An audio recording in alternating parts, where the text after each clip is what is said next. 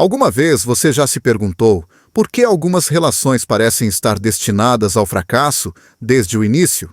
A Bíblia nos adverte claramente sobre com quem devemos nos unir e com quem não. Em 2 Coríntios 6,14, somos exortados: não vos ponhais em jugo desigual com os incrédulos, pois que sociedade tem a justiça com a injustiça? E que comunhão tem a luz com as trevas? Este versículo não é apenas um alerta espiritual, mas uma chave prática para evitar sofrimento emocional, espiritual e físico. Hoje, veremos como certas atitudes, comportamentos e corações afastados de Deus podem te arrastar à ruína se você não souber reconhecer os sinais. Vamos mostrar como identificar os homens que, segundo as Escrituras, não deveriam fazer parte da sua vida sentimental. Você está pronta para entender o que Deus reservou para você e proteger seu coração com sabedoria divina? Quando uma mulher decide compartilhar sua vida com alguém, ela não entrega apenas seu tempo e afeto, entrega também seu futuro, sua energia, sua fé e sua capacidade de construir algo duradouro. Mas o que acontece quando esse homem, desde o início, não tem Deus como o centro de sua vida? O que acontece quando o coração do homem está mais conectado aos seus próprios desejos do que aos propósitos do céu? Os sinais, embora sutis no início, tornam-se evidentes com o tempo. Desinteresse pela oração, rejeição aos princípios bíblicos, decisões guiadas pelo ego e não pelo espírito. O que começa como uma atração emocional termina se revelando como uma aliança perigosa que pode te afastar não só da sua paz, mas também do seu propósito. Em Provérbios 9:10 está escrito: o temor do Senhor é o princípio da sabedoria, e o conhecimento do santo é a inteligência. Este versículo é muito mais que um antigo provérbio. É um alerta atual. Porque o homem que não teme a Deus não é sábio. E sem sabedoria não há fundamentos sobre os quais levantar uma relação estável. Quando alguém não tem reverência por Deus, também não pode ter respeito autêntico por sua dignidade, por seu corpo, nem pelo seu chamado espiritual. Suas decisões estarão no que é temporário, impulsivo, terreno. E é apenas uma questão de tempo para que essa direção te tire do caminho que Deus traçou para você. Muitas pessoas se deixam levar pelas aparências. Um sorriso amável, uma atitude encantadora, palavras doces que imitam a fé, mas que carecem de fruto. Jesus advertiu em Mateus 7:20: assim, pois, pelos seus frutos os conhecereis. Esta advertência não foi dada para semear desconfiança, mas discernimento. Porque quando o fruto está ausente, quando não há humildade, nem fome de Deus, nem desejo de crescer espiritualmente, você está diante de um homem que ainda não rendeu sua vida ao Senhor. E se ele não entregou seu coração a Deus, como poderia entregá-lo a você de forma pura, constante e sincera? O mais alarmante dessa situação é que muitas vezes as mulheres confundem o potencial com a realidade. Elas veem nesse homem o que ele poderia ser, não o que realmente é, e esperam que com o tempo ele mude, que um dia se aproxime mais de Deus, que eventualmente se interesse pelos caminhos do Espírito. Mas essa esperança, sem uma evidência real de transformação, se torna uma cadeia que ata o coração à frustração. É importante lembrar que Deus nunca nos chamou para sermos salvadoras sentimentais. Nosso papel não é redimir o caráter de alguém, mas caminhar junto a quem já está sendo transformado pela graça. Em 2 Coríntios 6:14, somos exortados com clareza: não vos ponhais em jugo desigual com os incrédulos, pois que sociedade tem a justiça com a injustiça? E que comunhão tem a luz com as trevas? Esta não é apenas uma instrução moral. É um princípio de proteção espiritual. Um jugo desigual não só gera tensões, como também desvia o propósito. Imagine caminhar com alguém que constantemente questiona suas convicções, que minimiza sua fé que zomba dos seus tempos de oração ou que considera exagerado seu desejo de viver em santidade. Com o tempo, seu fogo espiritual se apaga, não porque você deixou de amar a Deus, mas porque escolheu um companheiro que não caminha na mesma direção. Há uma história no Antigo Testamento que reflete esse conflito de forma muito clara. É a história do rei Acabe e da rainha Jezabel. Acabe era rei de Israel, mas permitiu que Jezabel, uma mulher estrangeira sem temor a Deus, introduzisse a idolatria no povo. Sua influência foi tão destrutiva que não só afetou seu reinado, como corrompeu a espiritualidade de toda uma nação. O erro de Acabe não foi amar uma mulher, mas amar alguém que não amava a Deus. E nesse desequilíbrio espiritual, tudo se desviou. O preço foi alto. Jezabel promoveu o culto a deuses falsos, perseguiu os profetas e semeou divisão. Essa união, embora legítima aos olhos dos homens, foi uma violação direta ao chamado divino de fidelidade ao único Deus verdadeiro. Assim como Jezabel foi uma figura de influência negativa, também há homens hoje que, ao não temerem a Deus, se tornam canais de contaminação espiritual. Eles não o fazem com palavras diretas, mas com atitudes, com indiferença à igreja, com resistência ao compromisso espiritual, com palavras vazias que dizem crer, mas sem frutos que o demonstrem. Sua presença não edifica, desgasta. Sua proximidade não te impulsiona a orar mais, mas enfraquece sua fome espiritual. E o mais perigoso é que, em vez de te elevar, você começa a se acostumar a viver em um nível espiritual mais baixo, justificando o injustificável, aceitando o que antes rejeitava, cedendo no que antes defendia. No livro de Neemias, encontramos outro exemplo poderoso. Quando o povo de Israel estava restaurando os muros, Neemias se opôs com firmeza aos casamentos com mulheres estrangeiras que não adoravam ao Senhor. Em Neemias 13:25, ele diz: "E reprovei-os, e os amaldiçoei, e espanquei alguns deles, e lhes arranquei os cabelos, e os fiz jurar por Deus, dizendo: Não dareis vossas filhas a seus filhos, e não tomareis suas filhas para vossos filhos, nem para vós mesmos." Esta reação intensa não era um ato de intolerância, mas de proteção. Neemias compreendia que um coração dividido sempre trará ruína espiritual. E quando alguém não teme a Deus, suas prioridades estarão sempre em guerra com as suas. É crucial entender que o temor a Deus não é medo, é reverência, é submissão, é dependência, é reconhecer que sem Ele não há vida, não há direção, não há propósito. Um homem que teme a Deus não é perfeito, mas se esforça para agradá-lo. Um homem que teme a Deus reconhece seus erros e busca redenção. Um homem que teme a Deus saberá como te tratar, porque primeiro aprendeu a obedecer àquele que o criou. E se isso não está presente, por mais atraente que seja sua aparência, por mais intenso que seja o romance, o único que te espera é desilusão disfarçada de esperança. Muitas vezes, a pressão emocional faz com que as pessoas ignorem esses sinais. Elas se agarram a relações por medo da solidão, por temor de ficar para trás, pela pressão social de formar uma família. Mas nenhum medo justifica se atar a alguém que não honra a Deus, porque esse laço, longe de te preencher, te esvaziará pouco a pouco. E enquanto você ora por um futuro, essa pessoa está construindo um presente baseado na carne, não no espírito. Há mulheres que choraram anos por terem escolhido o mal, que sabiam desde o princípio que algo não estava bem, mas calaram seu discernimento.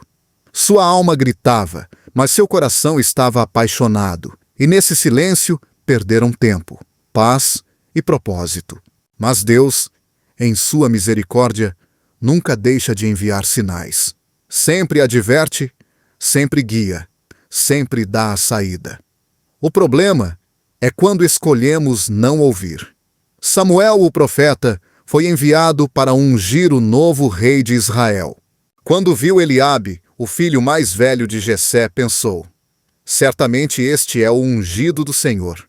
Mas Deus lhe disse: não olhes para a sua aparência, nem para a altura da sua estatura, porque eu o rejeitei.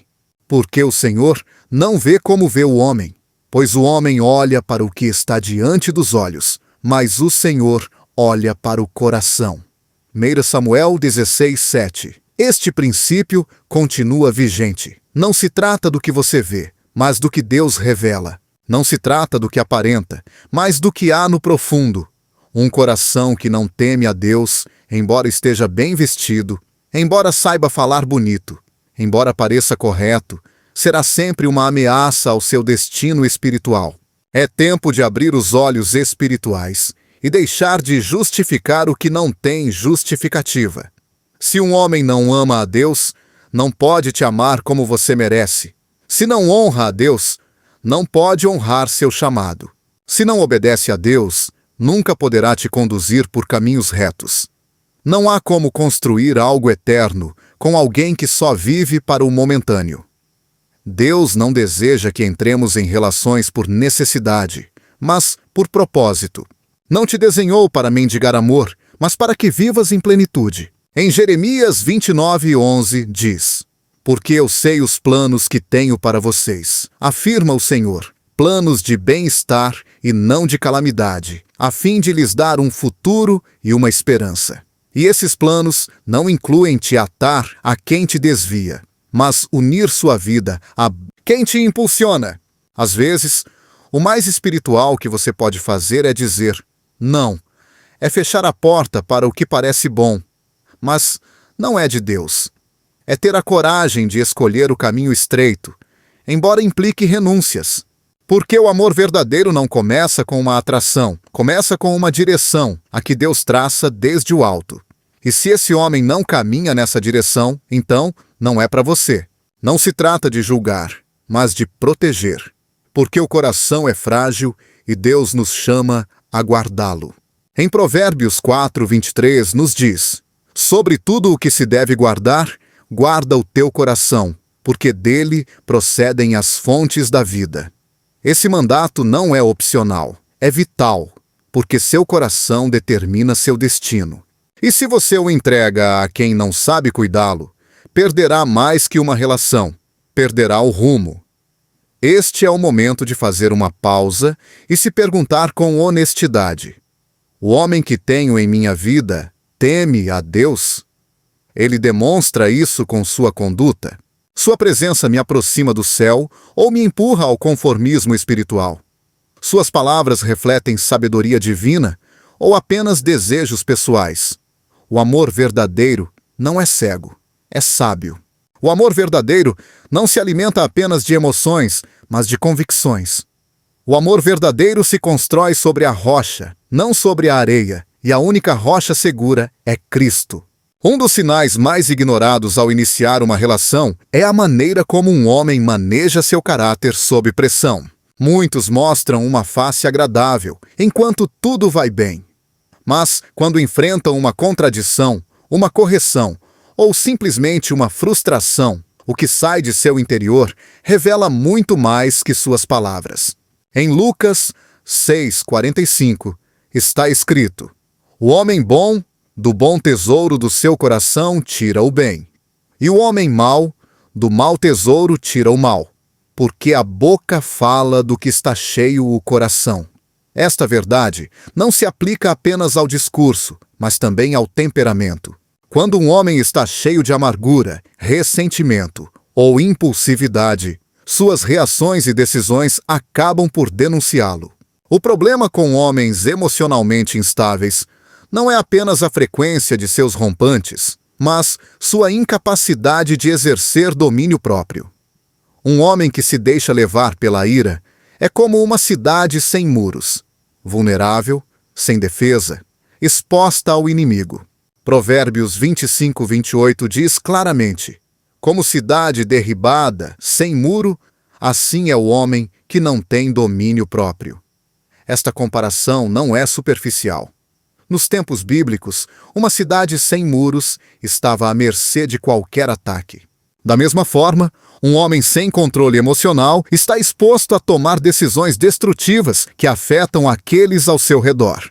Não é possível construir uma relação segura ao lado de alguém que muda com o vento, que passa do afeto à raiva com uma facilidade alarmante, que guarda silêncio como forma de castigo ou que levanta a voz como meio de imposição.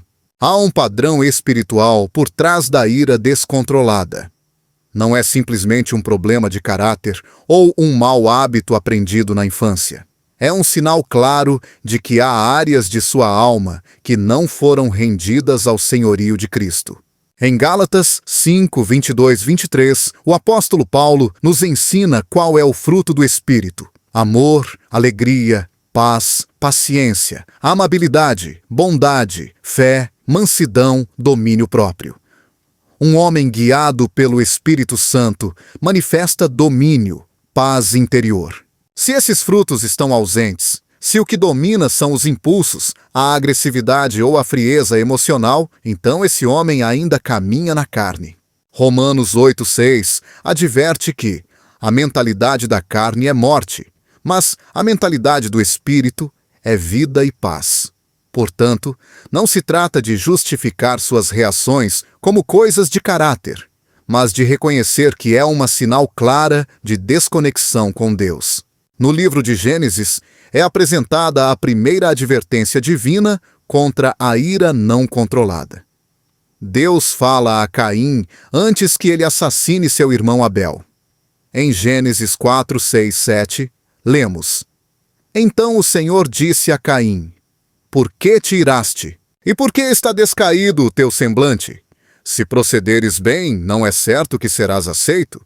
Mas se não procederes bem, eis que o pecado jaz à porta, e o seu desejo será contra ti, mas a ti cumpre dominá-lo.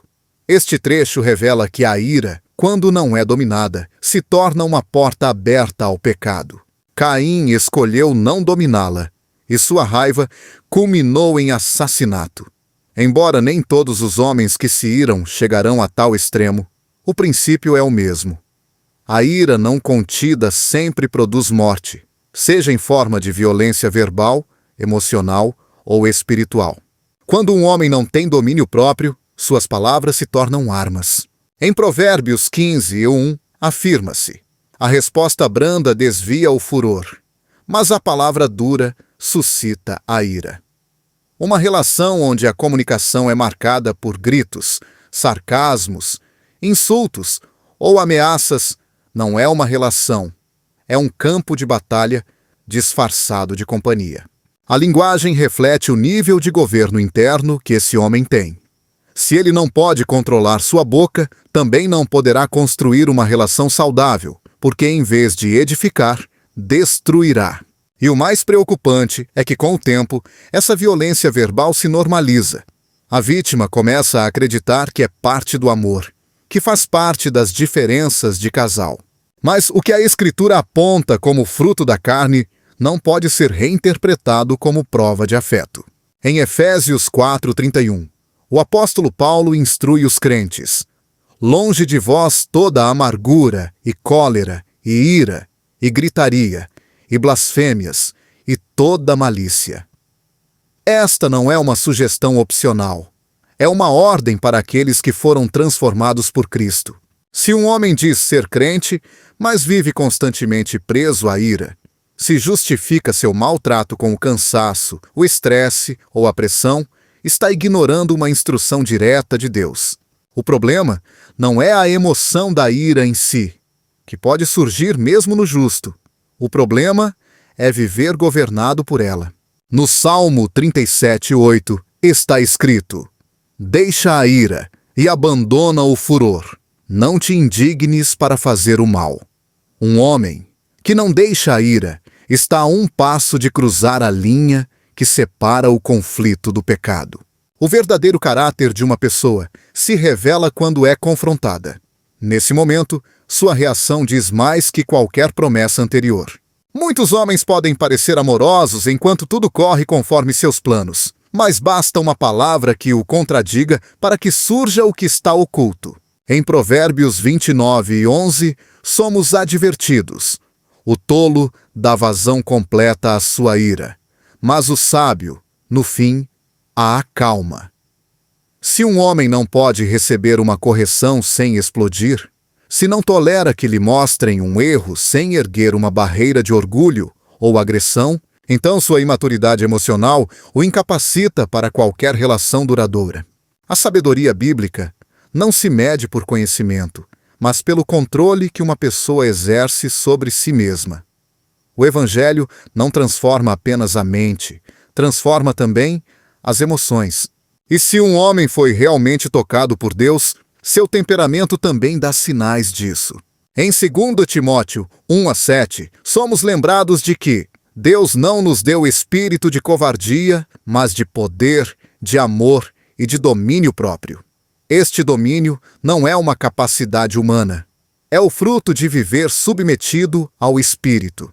Se um homem se gaba de conhecer a Deus, mas vive estourando em ira, manipulando com o silêncio ou castigando com indiferença, então há uma desconexão profunda entre sua confissão de fé e sua realidade espiritual. A Bíblia não faz concessões nesse aspecto. Jesus ensinou que uma árvore se conhece pelos seus frutos, não por suas palavras, nem por suas intenções, mas pelo que produz consistentemente. Um homem que não sanou suas emoções também não poderá sanar sua alma, porque o que não resolveu em seu interior projetará em cada conversa, em cada decisão, em cada temporada difícil. O amor verdadeiro não se manifesta apenas em momentos de ternura, mas em como se responde em meio ao desacordo. E se o que brota dele é desdém, intolerância ou ameaças, então não é amor. É manipulação disfarçada de afeto. Jesus, ao ser preso injustamente, mostrou um nível de autocontrole que desafia toda a lógica humana. Não reagiu com violência, embora tivesse o poder para fazê-lo. Não levantou a voz em sua defesa, embora tivesse razão. Em Mateus 26:53, declarou: Ou pensas tu que eu não poderia agora orar a meu Pai, e ele me daria mais de 12 legiões de anjos? Sua mansidão não era fraqueza, era força controlada. Essa é a imagem da verdadeira liderança. E se o Filho de Deus, cheio de autoridade, escolheu a mansidão, como poderíamos justificar a violência emocional como parte aceitável do caráter masculino? Uma relação saudável exige maturidade emocional, e a maturidade se mede pela capacidade de conter-se, de responder com sabedoria, de agir com prudência. Em Eclesiastes 7:9, afirma-se: Não te apresses em teu espírito a irar-te, porque a ira repousa no íntimo dos tolos. A tolice e a ira são companheiras constantes. Onde há ira permanente, há insensatez. E onde há insensatez, não pode haver visão, nem estabilidade, nem pacto duradouro. Um homem que não aprendeu a lidar com suas emoções será um homem que culpará os outros por suas reações. Dirá que o provocaram, que o tiraram do sério, que o forçaram a agir assim. Mas a Escritura ensina que cada um é responsável por seu coração. Em Mateus 15:18-19, Jesus disse: Mas o que sai da boca vem do coração, e isso contamina o homem, porque do coração procedem maus pensamentos, homicídios, adultérios, fornicações, furtos, falsos testemunhos, blasfêmias. Não se trata do que outros fazem, mas do que há dentro. E se o que há é ira, violência, desprezo ou manipulação, isso não pode ser ignorado nem minimizado. Toda relação está destinada a atravessar conflitos, mas o conflito não destrói. O que destrói é a maneira como se o enfrenta. Um homem que foge do diálogo, que responde com gritos, que usa a ira como escudo, demonstra que ainda não foi treinado no amor. Em 1 Coríntios 13:5, nos é dito que o amor não se irrita, não guarda rancor. Esse é o padrão divino. Não é inatingível, é o modelo que Deus espera de quem diz conhecê-lo. E se esse amor não se manifesta, então não se pode falar de um vínculo abençoado. O verdadeiro amor não convive com a ameaça constante de uma explosão emocional. Não floresce onde há medo, nem prospera onde há intimidação. A paz não pode criar raízes em um ambiente onde a instabilidade reina. Se cada conversa se converte em uma luta, se cada desacordo termina em um silêncio castigador, se cada erro alheio desencadeia uma tempestade, então não há base firme para edificar uma relação guiada por Deus. Um homem guiado pelo Espírito não será perfeito, mas será moldável. Não se justificará, se arrependerá. Não exigirá submissão, buscará compreensão. Não usará suas emoções como uma arma, mas como um canal para construir, porque entende que seu papel não é dominar, mas edificar. E somente alguém que foi transformado por Deus pode levar adiante essa tarefa com humildade, paciência e constância. O caráter não transformado é a antecâmara do fracasso sentimental, porque as emoções não redimidas terminam corrompendo o que começou com promessa. E embora tudo pareça funcionar por um tempo, a verdade sempre termina saindo à luz. Por isso, não é sábio ignorar o que a Bíblia revelou com tanta clareza. A ira, o constante descontentamento, a dureza de coração não são sinais de virilidade. São evidências de uma vida desconectada da vontade de Deus. E um coração assim não pode ser seu refúgio. Um dos sinais mais perigosos, mas frequentemente mais encobertos, é quando um homem está preso ao pecado sexual. Não sempre se apresenta como evidente ou descarado.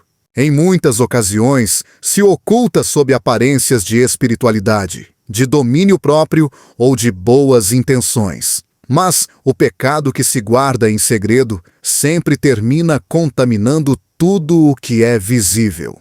Em Efésios 5:12, somos advertidos, porque é vergonhoso até falar do que eles fazem em segredo.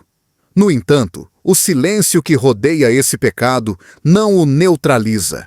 Ao contrário, o fortalece. Onde não há confissão, há corrupção. Onde não há arrependimento, há escravidão. E nenhum homem escravo do pecado sexual pode amar, proteger, nem conduzir conforme o coração de Deus. Em 1 Coríntios 16:18, o apóstolo Paulo foi claro: fugir da prostituição. Qualquer outro pecado que o homem comete é fora do corpo, mas o que se prostitui peca contra o próprio corpo. Este pecado não só implica uma transgressão moral, mas uma ferida profunda na alma. Ao contrário de outros pecados, a imoralidade sexual deixa marcas internas, fraturas espirituais que distorcem a forma como uma pessoa ama, sente e se vincula. Um homem que pratica a fornicação, o adultério, ou que se alimenta constantemente de pornografia, está cultivando uma visão impura do corpo, do amor e da mulher. Está construindo sua ideia de prazer sobre os alicerces da desobediência, e cada relação que forma estará condicionada por essa contaminação interna. A Bíblia não suaviza as consequências desse tipo de escravidão.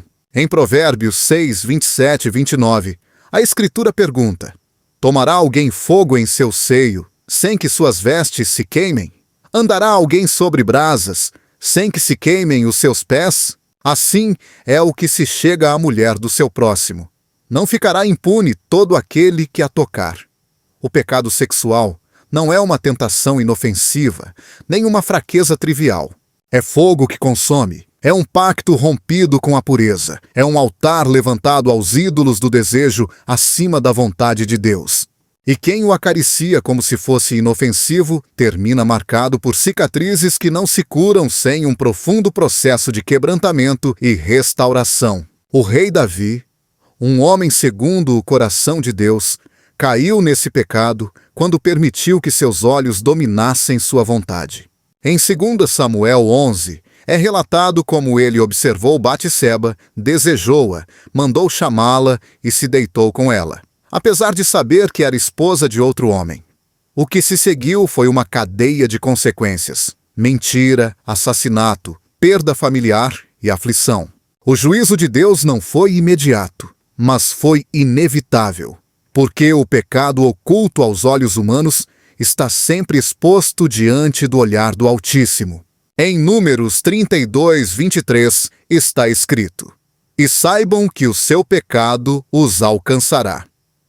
O que começa com um olhar tolerado ou um pensamento não confrontado pode terminar destruindo uma vida inteira. Jesus elevou o padrão ainda mais alto.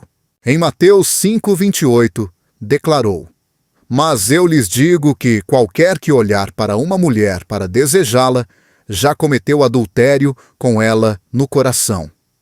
Segundo esta palavra, o pecado sexual não se consuma apenas com o corpo, mas com a intenção. O olhar não só observa, também pactua. E onde há cobiça persistente, há uma traição interna à santidade. Um homem que não guarda seus olhos, tampouco poderá guardar seu coração, porque quem se alimenta de impureza termina vendo tudo a partir dessa distorção. A pureza não é uma carga religiosa, é uma evidência do governo de Deus na alma. Se não está presente, então o que rege não é o espírito, mas a carne.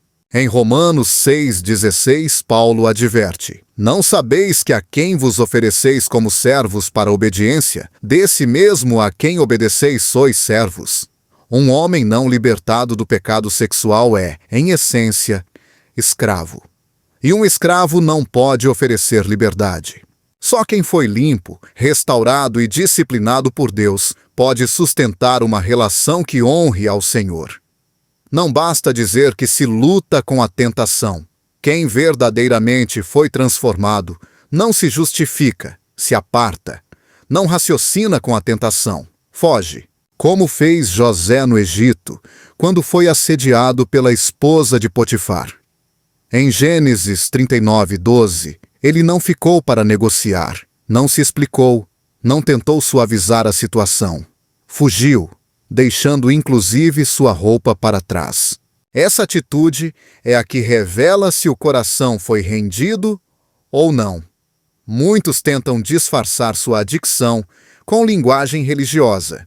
Falam de graça, de lutas internas, de processos, mas a Escritura não permite tais ambiguidades. Em 1 Tessalonicenses 4, 3 e 5 diz: "A vontade de Deus é a vossa santificação, que vos abstenhais da prostituição, que cada um de vós saiba possuir o próprio corpo em santidade e honra, não com o desejo ardente, como os gentios que não conhecem a Deus." A pureza não é uma meta secundária, é um sinal de conversão autêntica. E quem vive em constante derrota frente ao pecado sexual demonstra que ainda não submeteu seus desejos ao governo de Cristo. Uma relação com um homem assim se torna um terreno inseguro, porque seu desejo não está sujeito ao amor, mas à satisfação. Não vê a mulher como uma companheira no propósito, mas como um meio para seu prazer. E quando o desejo toma o lugar do compromisso, o que segue é a traição, a mentira, a insensibilidade. O mesmo espírito que o arrasta ao pecado o levará a justificar sua falta, a culpar outros, a exigir compreensão sem entregar transformação. Em Hebreus 13, 4, estabelece-se um princípio inquebrantável: venerado seja entre todos o matrimônio e o leito sem mácula. Porém, aos que se entregam à prostituição e aos adúlteros, Deus os julgará. Este juízo não sempre se manifesta de forma imediata, mas suas sinais aparecem: relações rompidas, insatisfação constante, incapacidade para estabelecer um vínculo duradouro, confusão emocional, perda de discernimento. O homem que vive em pecado sexual, embora se esforce por aparentar normalidade, sempre carrega consigo as fissuras de uma vida dupla. E o que não se trata desde a raiz, cedo ou tarde, colapsa. O apóstolo Pedro também deixou uma advertência sobre aqueles que não se afastam dessas práticas. Em 2 Pedro 2,14, ele os descreve como: tendo os olhos cheios de adultério e insaciáveis no pecado, iludem as almas inconstantes. têm o coração exercitado na avareza. São filhos da maldição. Este não é um linguajar simbólico, é uma descrição. Espiritual precisa de alguém que permitiu que sua alma se contaminasse. E quando alguém com esse perfil se aproxima de uma mulher crente, não o faz para edificar, mas para arrastá-la, porque um coração contaminado só pode semear o que contém. O chamado de Deus é claro. Em 1 Coríntios 3, 16 e 17, afirma-se: Não sabeis que sois santuário de Deus, e que o Espírito de Deus habita em vós? Se alguém destruir o santuário de Deus, Deus o destruirá, porque o santuário de Deus, que sois vós, é sagrado. Uma relação sexual fora do pacto do matrimônio não só destrói o corpo, também profana o templo espiritual. E quem não respeita a santidade do outro, tampouco honra a presença de Deus. A cultura atual tem tentado normalizar a imoralidade sexual. Apresenta-a como parte da maturidade, como um passo necessário para conhecer o outro, como uma validação do amor. Mas a verdade de Deus não muda com as tendências. Sua palavra permanece firme.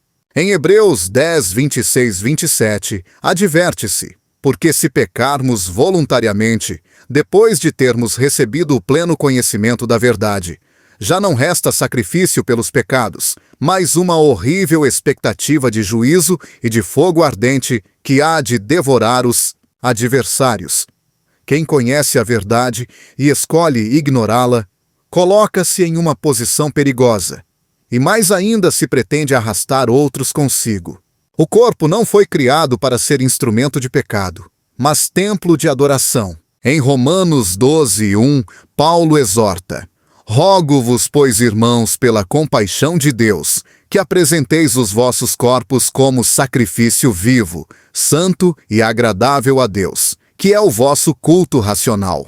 O homem que compreende isso não utiliza sua sexualidade como moeda de afeto, nem como forma de manipulação, nem como válvula de escape. Ele a rende a Deus, a guarda, a santifica. E só quem aprendeu a dominar seu corpo pode ser digno de confiança no pacto matrimonial.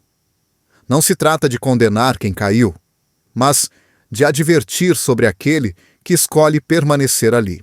O Evangelho oferece redenção para todos, mas essa redenção exige arrependimento genuíno, ruptura com o pecado, evidência de uma vida transformada. Em 1 João 3 e 6, está escrito: Todo aquele que permanece nele não vive pecando. Todo aquele que vive pecando não o viu, nem o conheceu. Quem vive em pecado sexual habitual não conheceu a Deus. Por mais que cite versículos, assista a congregações ou tenha a aparência de piedade, porque a fé autêntica produz frutos de obediência, não ciclos de escravidão. O coração de uma mulher que ama a Deus não pode aliar-se com quem não guarda seu corpo em santidade, porque quem menospreza seu próprio templo não valorizará o seu. E o amor que nasce de uma fonte contaminada sempre termina em decepção. Deus não une para ferir, nem abençoa relações construídas sobre o pecado. Seu desígnio é perfeito, mas só pode ser sustentado quando ambos os corações caminham em santidade. Um homem escravo do pecado sexual precisa ser restaurado, mas não é sua responsabilidade saná-lo.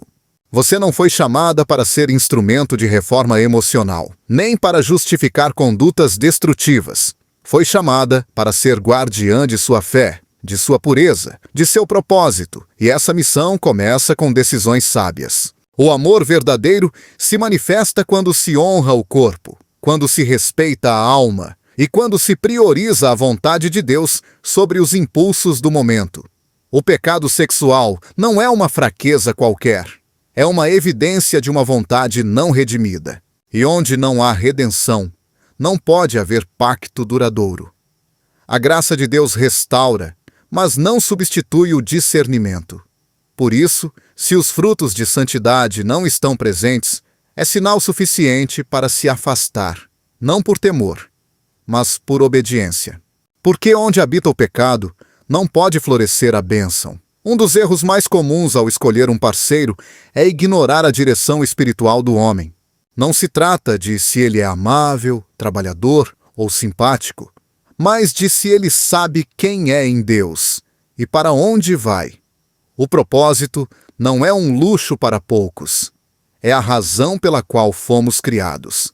Em Jeremias 29:11, Deus diz: "Porque eu sei os planos que tenho para vós, declara o Senhor, planos de bem-estar e não de calamidade, para vos dar um futuro e uma esperança." Esses planos não se descobrem por acaso, requerem decisões, convicções e entrega. Um homem que despreza seu propósito também despreza a razão pela qual foi formado, e se não sabe para onde caminha, arrastará consigo quem o acompanha. O propósito não é uma ideia abstrata, é uma designação divina. É o chamado que Deus coloca no coração desde antes do nascimento. Em Jeremias 1:5 está escrito: "Antes que te formasse no ventre, eu te conheci, e antes que saísses da madre, te santifiquei." Um homem que ignora esta verdade vive desconectado de sua identidade espiritual.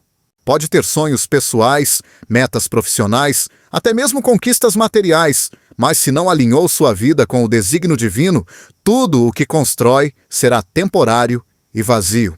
Não há estabilidade emocional em quem não encontrou seu lugar no plano de Deus. E quem não aprendeu a se submeter a um propósito superior não poderá sustentar o compromisso que uma relação desenhada pelo céu exige. Em Provérbios 29:18, revela-se um alerta que muitas vezes passa despercebido.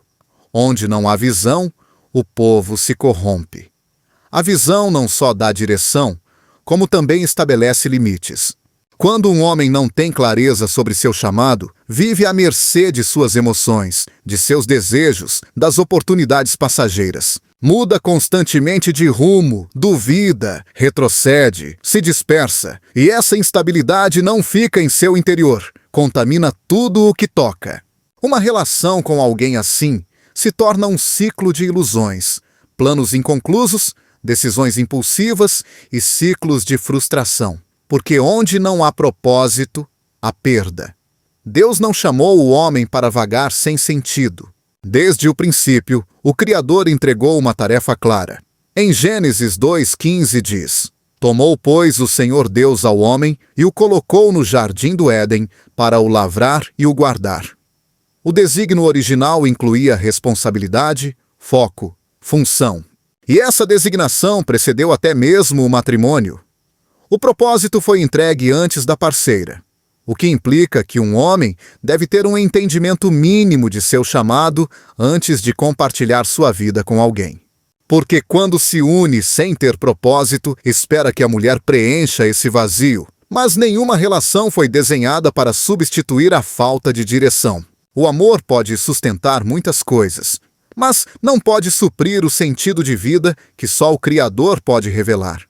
Um homem que despreza seu propósito não sempre o faz com palavras. Às vezes, simplesmente o adia, o minimiza, o trata como algo secundário. Não busca conhecer a vontade de Deus, não se interessa pelo eterno, não se esforça para crescer espiritualmente.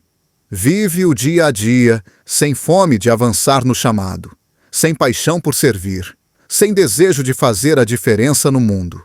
Esse vazio espiritual se disfarça de comodidade, mas por trás dessa passividade se esconde uma desconexão profunda com o céu.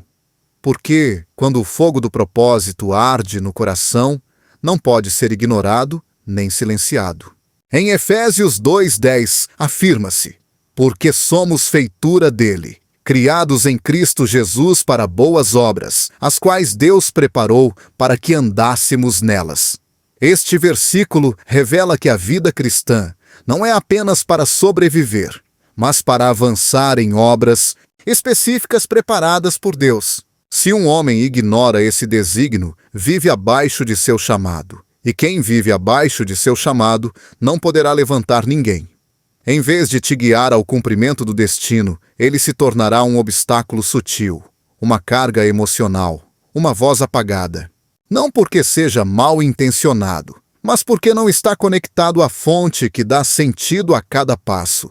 Deus nunca abençoa a passividade espiritual. Na parábola dos talentos, Jesus deixou clara sua postura frente a quem ignora seu chamado. Em Mateus 25, o servo que enterrou o talento recebeu a repreensão mais severa. Servo mau e negligente. Embora não tenha roubado nem desperdiçado, foi condenado por não ter feito nada com o que lhe foi entregue. Essa é a mesma condição de muitos homens que receberam capacidades, recursos, oportunidades, mas as enterraram sob a preguiça, o temor ou a indiferença. Não se pode caminhar com alguém que não está disposto a se mover. O estancamento de um terminará se convertendo no estancamento de ambos. Há quem confunda a atividade com propósito. Pensam que ter uma agenda ocupada, uma carreira em crescimento ou metas pessoais já é suficiente para se considerar guiado. Mas o propósito não se mede pelo ritmo, mas pela direção. Pode-se correr muito rápido e ainda assim estar completamente fora do caminho correto. Em Provérbios 14:12 diz: há caminho que ao homem parece direito, mas o fim dele são os caminhos da morte. O verdadeiro propósito só pode ser descoberto em comunhão com Deus, não na acumulação de conquistas externas. E um homem que não cultiva essa intimidade está tomando decisões desconectadas da vontade superior. Cada passo que dá, por mais exitoso que pareça, o está afastando do verdadeiro centro de sua existência. Na história de Jonas, revela-se o perigo de resistir ao chamado. Embora fosse um profeta de Deus, fugiu da instrução divina, e em sua desobediência, não só sofreu ele, mas todos os que estavam ao seu redor foram afetados. A tempestade que assolou o barco onde viajava não foi causada pelos marinheiros, mas por sua rebeldia. Quando alguém decide ignorar seu propósito, as consequências não se limitam à sua vida. Envolvem quem o rodeia. E uma relação construída com alguém que foge de sua designação se torna uma travessia cheia de tempestades que não foram provocadas por você, mas que terminarão te afetando diretamente. O propósito é direção, mas também é cobertura. Quando um homem está alinhado com o plano de Deus, ele se torna um canal de proteção, provisão e visão. Sua liderança não é autoritária, é espiritual. Não impõe, guia, não inspira, mas quando não há propósito, o vazio se preenche com distrações. A falta de direção se substitui com entretenimento, adicções, passatempos ou trabalho excessivo. E tudo isso, embora pareça normal, reflete uma vida desconectada da missão eterna. Uma vida que preferiu o ruído externo antes que o clamor do céu. O apóstolo Paulo foi um dos exemplos mais claros de alguém consumido pelo propósito. Em Filipenses 3:13 e 14 declara: esquecendo-me das coisas que para trás ficam e avançando para as que diante de mim estão, prossigo para o alvo, pelo prêmio do soberano chamamento de Deus em Cristo Jesus. Sua vida inteira foi uma corrida para o cumprimento de sua missão. Não se deixou frear por críticas, por provas, nem por distrações. Porque, quando o propósito está claro, as circunstâncias perdem poder. Esse foco é necessário em todo homem que deseja compartilhar sua vida com alguém. Não se pode edificar um lar eterno se os fundamentos estão construídos sobre indecisão ou mediocridade espiritual. No Evangelho de Lucas, Jesus disse que nenhum homem que põe a mão no arado e olha para trás é apto para o reino de Deus. O propósito exige constância, entrega, visão. Não é para os que duvidam, nem para os que se rendem facilmente. É para os que entendem que foram criados com um desígnio específico, para um tempo específico e para uma tarefa específica. E se um homem não está disposto a viver dessa maneira, sua presença será uma carga em seu caminho, não um impulso, porque quem não honra sua missão terminará interferindo na sua. Quando o propósito não foi abraçado, a alma fica exposta. E um homem sem propósito é vulnerável a distrações, tentações e decisões erradas. O que deveria ser uma relação de edificação mútua se torna uma batalha entre o que você deseja avançar e o que ele não está disposto a empreender. E nesse descompasso espiritual, muitas vezes se sacrificam sonhos, ministérios, chamados, não por falta de amor, mas por falta de direção. Em Isaías 6, o profeta relata seu encontro com a glória de Deus. Após experimentar essa manifestação, ouviu uma voz que dizia: "A quem enviarei? E quem há de ir por nós?" E respondeu: "Eis-me aqui, envia-me a mim." Esta disposição não é exclusiva de profetas. É a postura de todo o coração rendido. Todo homem que teve um verdadeiro encontro com Deus vive com esta resposta em seu interior.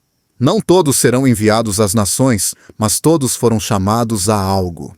E se esse chamado foi ignorado, então há uma rebeldia silenciosa, que não pode ser ignorada. Deus não une propósitos incongruentes. Não abençoa relações onde um quer avançar e o outro se conforma em sobreviver. Em Amós 3:3, se propõe uma pergunta que continua vigente: acaso andarão dois juntos se não estiverem de acordo? A verdadeira unidade não começa com emoções, mas com direção. E se um homem não caminha com clareza para seu destino, não pode ser companheiro de viagem para quem o faz, porque cedo ou tarde o caminho se bifurcará, e um dos dois deverá ceder. Se ele não valoriza seu propósito, terminará enterrando o seu. E esse preço é alto demais para pagar em nome do amor. O propósito não só te sustenta, também te protege. Em Provérbios 19:21, afirma-se: muitos são os planos no coração do homem, mas o propósito do Senhor prevalecerá. Quando alguém está alinhado com o céu, até mesmo seus tropeços são redirecionados. Mas quem caminha sem esse respaldo está exposto à confusão, ao desânimo e ao desgaste emocional. Não basta com boas intenções, não basta com sonhos humanos. É necessário caminhar no desígnio de Deus. E quem o ignora não está preparado para formar parte de uma união que exige pacto, visão e entrega. Um homem pode citar versículos, assistir a reuniões, levantar as mãos em adoração e ainda assim esconder intenções alheias ao coração de Deus. Nem todo o que parece piedoso o é. Jesus advertiu com firmeza em Mateus 7,15. Acautelai-vos dos falsos profetas, que vêm até vós vestidos como ovelhas, mas interiormente são lobos devoradores. Estas palavras não só se aplicam a líderes religiosos, mas também descrevem aqueles que adotam uma linguagem espiritual para ganhar confiança, mas cujas ações desmentem suas palavras. Um coração manipulador pode se disfarçar de fé, usar a palavra como arma e até justificar o pecado em nome da autoridade espiritual. O verdadeiro discernimento não se baseia no que um homem diz, mas no que consistentemente demonstra. A Bíblia nos dá ferramentas para identificar o fruto autêntico de uma vida transformada. Em Mateus 7:16, Jesus declarou: pelos seus frutos os conhecereis. Se há confusão, se sua influência apaga seu discernimento, se suas palavras produzem culpa em vez de edificação, se usurpa o lugar do Espírito Santo em suas decisões, então o que guia sua vida não é a verdade, mas a manipulação. E quem manipula não ama, controla, não guia, impõe, não cuida, absorve. O apóstolo Paulo também enfrentou essa realidade. Em 2 Timóteo 3:5, descreve aqueles que têm aparência de piedade, mas negam a eficácia dela. E acrescenta uma instrução direta: destes afasta-te. A aparência de espiritualidade nem sempre reflete uma vida rendida. Alguns usam a linguagem correta, conhecem a doutrina, mas seu caráter está cheio de orgulho, autossuficiência e ambição. Este tipo de homem pode parecer um líder, um guia, mas na realidade se torna um obstáculo entre você e Deus. Porque em vez de inspirar obediência ao Senhor, exige lealdade à sua pessoa. Em vez de apontar para Cristo, se ergue como mediador, distorcendo a imagem de Deus em sua vida. A manipulação espiritual pode ser sutil. Nem sempre se manifesta com dureza. Às vezes se disfarça de preocupação, de suposta proteção ou de ensino. Mas seu fruto é sempre o mesmo: dependência emocional, perda de liberdade, medo de tomar decisões sem sua aprovação. Este não é o modelo bíblico do amor. Em 1 Pedro 5,3, o apóstolo exorta os líderes a não dominarem sobre os que estão a seu cuidado, mas tornando-se exemplos do rebanho. Esse princípio se aplica também a qualquer homem que pretende ocupar um lugar de influência espiritual. Se não reflete a mansidão de Cristo, não está guiado por seu Espírito. O amor de Deus nunca se impõe. O Espírito Santo guia, mas não obriga. Convence, mas não oprime. Um homem verdadeiramente cheio de Deus respeitará sua liberdade, afirmará sua identidade e te encorajará a ouvir primeiro a voz do Senhor antes que a sua. Em João 10:27, Jesus diz: As minhas ovelhas ouvem a minha voz, e eu as conheço, e elas me seguem. Quando alguém pretende substituir essa voz, quando reinterpreta a vontade de Deus para sua conveniência, cruzou uma linha perigosa. E permanecer sob sua influência não só debilita sua fé, como pode alterar sua percepção de Deus, do amor e de si mesma. Toda relação que exige sacrificar a verdade para manter a paz não está cimentada em Cristo. Toda guia que apaga seu discernimento não provém do Espírito Santo. E todo homem que usa o sagrado para manipular carrega sobre si uma grave responsabilidade diante do Senhor. Porque quem utiliza a palavra para controlar, perverte aquilo que foi desenhado para curar e liberar. E onde há manipulação, não pode haver bênção. Quando um homem não reconhece o valor da mulher que tem à sua frente, revela não só uma falta de sensibilidade, mas uma desconexão com a verdade mais profunda do Evangelho. Em Efésios 5:25, o apóstolo Paulo escreve: Maridos, amai vossas mulheres, como também Cristo amou a igreja e a si mesmo se entregou por ela. Esta comparação não é simbólica, é o padrão divino. Se Cristo se entregou com todo o seu ser para redimir, proteger e honrar a igreja, nenhum homem tem o direito de tratar com indiferença, desprezo ou desdém uma filha de Deus. Porque quando alguém ignora sua dignidade, está rejeitando o próprio Cristo que te comprou com seu sangue. O verdadeiro amor honra, não busca seu próprio benefício, não usa a outra pessoa como ferramenta para seus planos, nem como adorno para seu ego. O amor bíblico reconhece o valor eterno da pessoa que tem à sua frente, porque foi criada à imagem de Deus, redimida por sua graça e chamada com propósito. Em 1 Pedro 3:7, a instrução é clara. Igualmente vós, maridos, vivei com elas com entendimento, dando honra à mulher, como vaso mais frágil, como sendo vós os seus coherdeiros da graça da vida, para que não sejam impedidas as vossas orações. Quando um homem não honra a mulher que o acompanha, suas orações são impedidas. Isso nos mostra que o maltrato, a indiferença e a falta de apreço têm consequências espirituais diretas. Deus nunca desenhou uma relação onde uma parte se exalta à custa da outra. No desígnio original, ambos foram criados com propósito e dignidade. Em Gênesis 1:27, lemos: E criou Deus o homem à sua imagem. A imagem de Deus o criou. Homem e mulher os criou. Não há hierarquia de valor nesta declaração. Há complementaridade, igualdade de essência, unidade no desígnio. Um homem que despreza a identidade espiritual de uma mulher não só está rejeitando a pessoa, está distorcendo o propósito divino. Quando um homem não reconhece seu valor, começa a desprezar sua voz, minimiza suas opiniões, invalida suas emoções, ridiculariza suas convicções. E o mais sutil dessa dinâmica é que pode começar com gestos pequenos, com frases aparentemente inocentes, com atitudes que parecem inofensivas, mas que com o tempo vão erodindo a percepção que você tem de si mesma. E é aí que o inimigo opera com maior força, quando consegue que uma filha de Deus duvide de sua identidade, de seu valor e de seu lugar no propósito eterno. A palavra de Deus está cheia de afirmações que lembram quem você é. Em Provérbios 31:10 se pergunta: mulher virtuosa, quem a achará?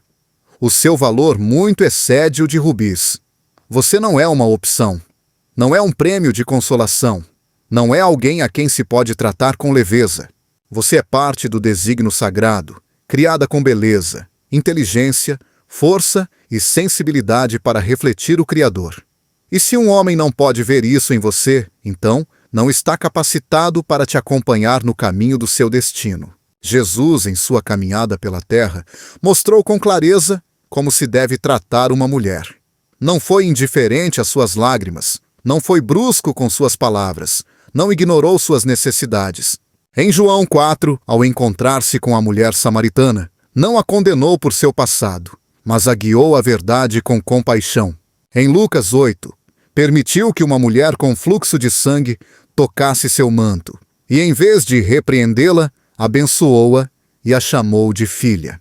Em João 8, quando todos queriam apedrejar a mulher adúltera, ele se inclinou, escreveu na terra e lhe ofereceu uma saída de restauração. O Filho de Deus nunca tratou com desprezo as mulheres, porque entendia que cada uma carregava valor eterno. E se alguém que diz segui-lo age de forma contrária, está muito longe de seu exemplo. Você não está chamada a mendigar atenção nem a aceitar migalhas de afeto. Não foi criada para perseguir alguém que não te valoriza, nem para convencer alguém de sua importância. Em Isaías 43:4, Deus declara: visto que foste precioso aos meus olhos, digno de honra, e eu te amei. Essa é a voz que deve definir sua identidade, e essa é a medida com a qual todo homem deve te olhar. Se ele não te honra, se não celebra seu crescimento espiritual, se não respeita sua voz, nem protege seu coração, então não está caminhando sob a luz do Evangelho. Muitos justificam sua frieza emocional com o cansaço, com o costume ou com a diferença de personalidade. Mas o amor verdadeiro não se apaga com o tempo, nem se endurece com as provas. Em Cantares 8:7 diz: as muitas águas não poderiam apagar esse amor, nem os rios afogá-lo. Onde há amor conforme a Deus, há esforço, há cuidado, há intencionalidade. Quem ama, honra. Quem ama, constrói. Quem ama, abençoa. E tudo o que estiver abaixo desse padrão não é compatível com uma relação que reflete Cristo. Quando alguém não valoriza sua dignidade, seu trato se torna utilitário. Vê você como uma ferramenta para cumprir suas metas, como uma figura de companhia que deve se adaptar aos seus desejos. Mas você não foi criada para ser sombra de ninguém. Em 2 Coríntios, 6:18, Deus diz: e eu serei para vós pai, e vós sereis para mim filhos e filhas, diz o Senhor Todo-Poderoso. Esta adoção espiritual te posiciona como filha do Rei, herdeira de sua glória, portadora de propósito. Ninguém tem o direito de te fazer sentir menos, e quem não reconhece essa identidade não tem o discernimento espiritual para ser parte de sua história. O desprezo pode não gritar, mas sempre fere. Pode não levantar a voz, mas apaga-lhe a esperança. Pode não golpear, mas silencia a alma. E Deus não te chamou para sobreviver em uma relação, mas para florescer. Uma união guiada pelo céu é espaço de afirmação, não de opressão. É lugar de impulso, não de estagnação. É reflexo do amor redentor, não repetição de padrões tóxicos. E se esse reflexo não está presente, não é seu dever ficar esperando que um dia mude. Sua obediência não consiste em suportar o que Deus nunca aprovou, mas em preservar seu coração para aquilo que Ele preparou. Deus não ignora o trato injusto. Em Malaquias 2, 13 e 14, expõe-se como o Senhor rejeita as ofertas daqueles homens que desprezaram suas esposas, que foram infiéis ou indiferentes. Ele toma nota, ele escuta o clamor, ele vê, porque seu coração está do lado do oprimido, não do abusador. E todo homem que ignora a dignidade de sua companheira será confrontado com a justiça divina. A graça não anula a consequência. O amor não cobre a arrogância. A redenção não valida o abuso. Sua identidade não está em risco pelo que outro não vê em você. Está ancorada no que Deus já declarou. E se Ele te chama amada, digna, honrada e escolhida, então ninguém tem permissão para te tratar como se valesse menos. Um homem que não pode ver o tesouro que você é, também não está pronto para receber a bênção que você representa. Porque o amor não começa quando alguém te escolhe, começa quando Deus te forma, te chama e te posiciona.